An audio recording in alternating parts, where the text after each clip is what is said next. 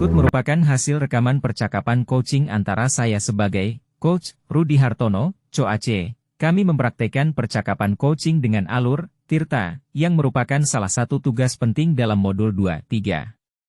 Selamat menyaksikan. Hai, selamat siang Pak Rudi. Wah, segar nih Pak Rudi. Apa kabar Pak Rudi? Ketemu lagi nih. Baik. Iya. Ya, setelah cuaca hari inilah Pak. Iya. Semangat baru nih datang kemari. Ya, begitulah. Jadi menjelang akhir tahun ini semangatnya harus fight. Mantap. Keren. Iya.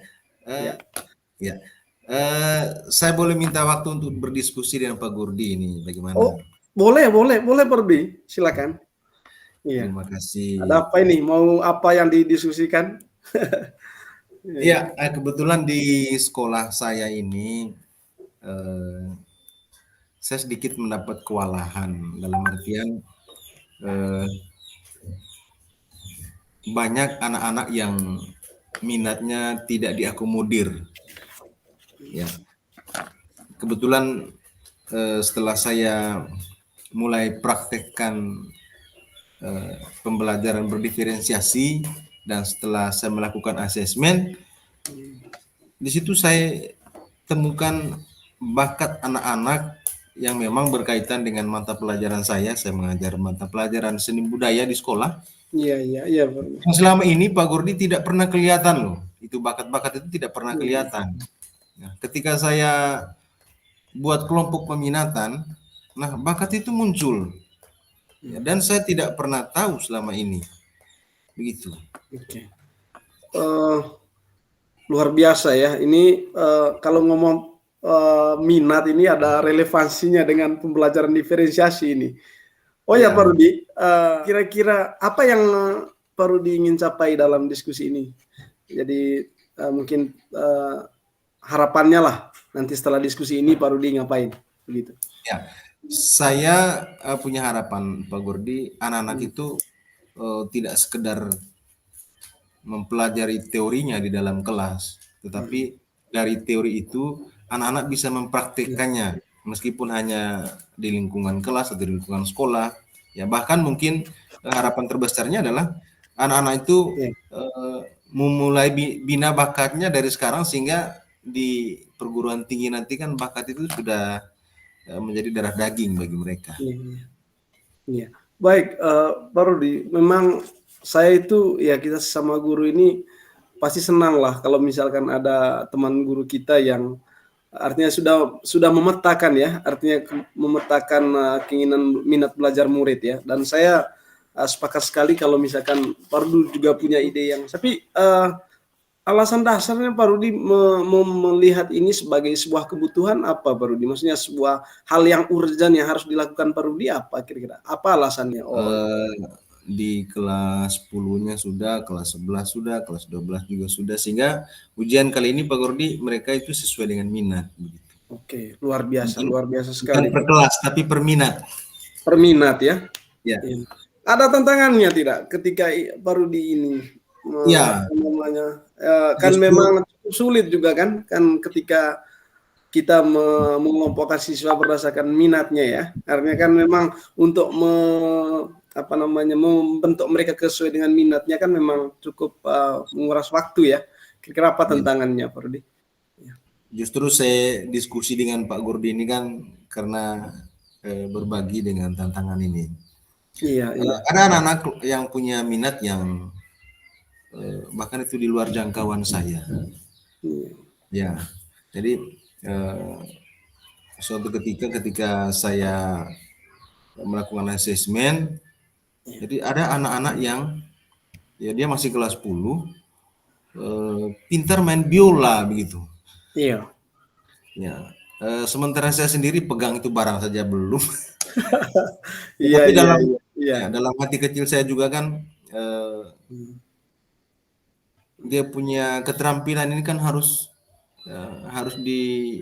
dipraktekkan begitu. Ya, sekarang kan keterbatasan kita untuk ya yang pertama alat, yang kedua playernya saya tidak ngerti begitu. Iya. Sementara hal-hal lain ya saya ini masih otodidak begitu.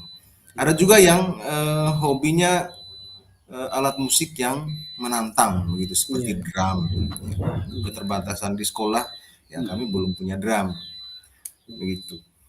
Kalau yang lain zaman ya pianika misalnya, piano, gitar itu sudah saya praktikkan karena prinsip saya waktu itu saya gunakan alat apa adanya, apa yang ada di sekolah ya saya pakai semua kalau memang itu yang menjadi minat anak begitu. Luar biasa ini, Pak Rudi sudah melakukan hal-hal hebat ini. Ini terobosan, Pak Rudi. Jadi menurut saya ini luar biasa sekali. Kira-kira kapan ini rencana ini dieksekusi, Pak Rudi? Sehingga sudah menjadi rutinitas lah, sudah menjadi anak itu sudah dibiasakan dengan minatnya masing-masing. Kira-kira. Ya, kalau saya punya konsep, Pak Rudi, sebelumnya saya hanya belajar teori dalam kelas.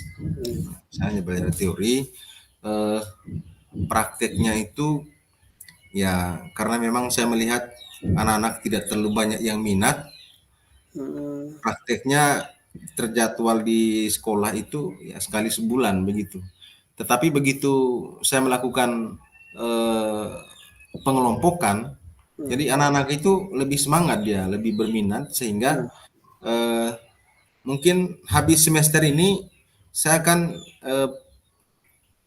lanjutkan kegiatan dari kelas itu ke ekstra sehingga waktu latihan mereka itu ditambahkan pada waktu ekstrakurikuler begitu.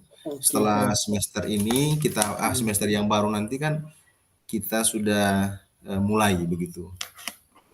Baik Pak Rudi, setelah tadi kita berdiskusi banyak ya artinya sudah permasalahannya lalu juga tadi rencana implementasinya. Tentu Pak Rudi juga punya komitmen lah. Kira-kira target komitmen Pak Rudi tentang ini apa kira-kira? Tentang konsep ini, rencana inilah. Kalau masalah komitmen ya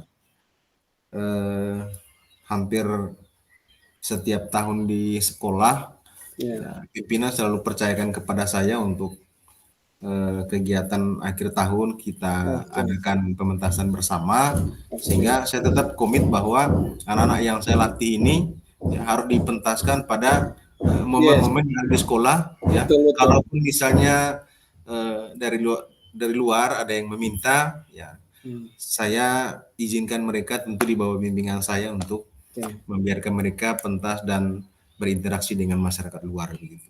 Pak Rudi sudah mengharapkan outputnya jelas anak punya kapabilitas ya. Baik, sebenarnya banyak hal yang perlu kita diskusikan hari ini dan saya tertarik dengan rencana dari Pak Rudi tadi. Tapi karena limit waktu kita tidak banyak, jadi lain kali saja perlu kita diskusi lagi tentang ini.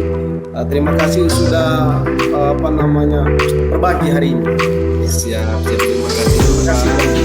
Sampai jumpa.